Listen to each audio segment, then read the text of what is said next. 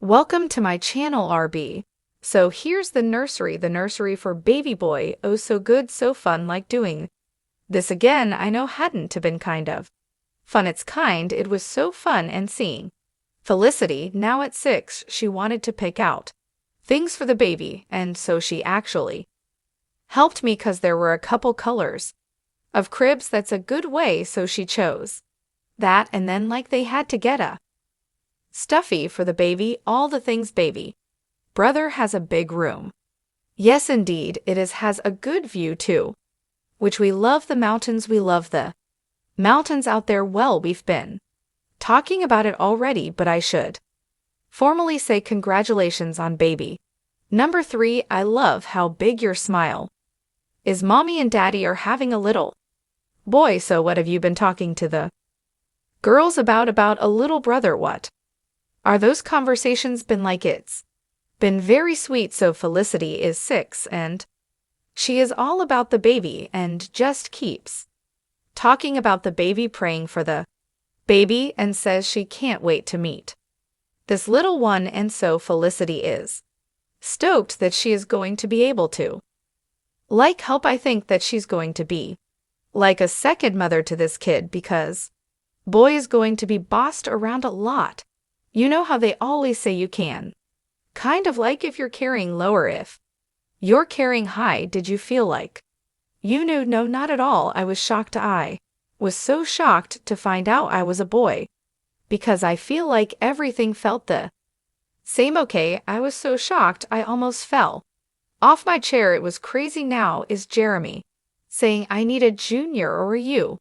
No, I don't think we're going that route, but we are keeping the name a secret until the baby's born, which is what we always do. Have you had any kind of different cravings? I had. Okay, so at the beginning of the pregnancy I had to have so many pickles, and I had to have the massive breakfast burrito. The pickles are usually like people really do have pickle craving. Oh yeah, so I had to have like half a jar every day. And lemon water was like what kept me from feeling super nauseous. Okay, when are you due? So I am due the end of March. Okay, yeah, so very soon, very soon. I try not to think about anything labor or delivery, or it freaks me out. Okay, so I'm one of those people who doesn't have a birth plan. I'm like, I'm going to the hospital. I may have met some doctors, but I don't know who my doctor is. I'm going to go in. I'm going to have this baby, and then we'll enjoy the baby. Yeah, so that's how I kind of operate. So I'm at that stage now where I'm like, okay, it's getting close, but I'm not going to think about it. When you think about the baby, how you feeling? I'm feeling okay. Now I'm in the 3rd trimester, and so I feel like there are some days where I just have a lot of aches and pains, probably more so than I did even when the first 2 pregnancies and so on. But other than that, like, I have all of the energy to like get things done. I'm in project mode now. Okay, so you'll see me outside with a blower. The neighbors think I'm crazy, but I'm like, I need to clean. I need to be outside doing all the yard work. That is hilarious. That's the mode I go into. It's funny because I mean, there's going to be people watching this like that darn Jinger 3rd trimester, like you can't even tell. All you have is this cute little belly. Yeah, it's crazy. I've tried to stay active, but it's hard too. Like, I'm staying active primarily chasing my 6 and 4-year-old around. That'll do it. And it's a lot of fun. Do it. Jinger Duggar, Volo, who Audion has watched grow up on TLC's 19 Kids and Counting, and who later openly criticized her family's quote cult-like religious beliefs, may be expecting baby number 3, but she's also celebrating her 5th book. This one, titled People Pleaser, is out now. When you're raised in a system that's super tight-knit, the fear of the disapproval of others, or even how they're going to respond, react, maybe push you out. I wasn't sure how that would go, and so I was very fearful of that and didn't write the book for a couple years because of it. But once I realized, okay, This needs to be said, no one's saying it.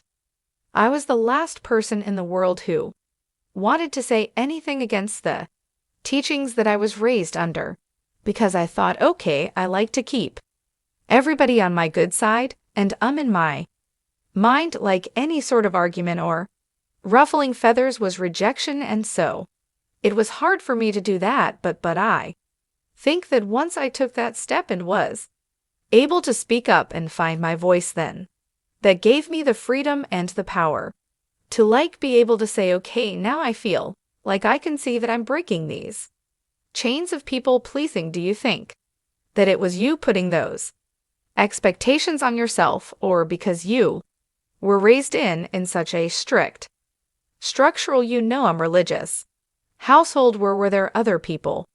Were your parents putting expectations and your siblings putting expectations on you too? I think that there was a time where I realized, okay, I think that I put so much on myself, and yes, the system that we were in was very rules-based, and so whenever we were going out, we wanted to make sure we had this perfect smile on our face to make sure everybody saw how happy we were and were drawn to that. And I think at the same time it was damaging, because then you aren't being authentic, you're not actually being yourself. You can't have a hard day because you feel like you have to keep it all together on the outside, and so there was pressure of that. And then I think when you go out, if you thought, okay, everybody knows you, could be recognized at any point, so if they see you out having a bad day, or maybe you're just chilling, you can't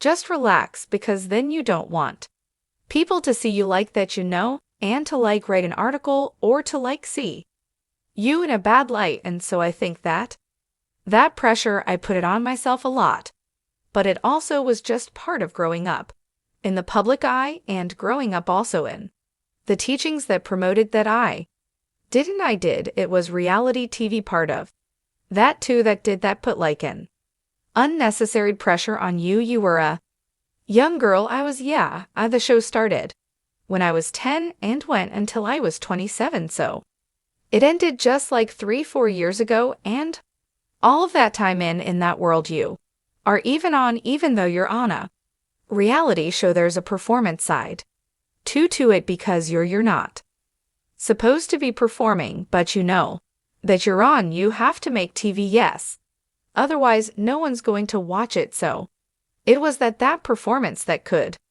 slip in, and you're like, who am I? Who am I actually? Now am I just a performer? Am I? Who is Ginger?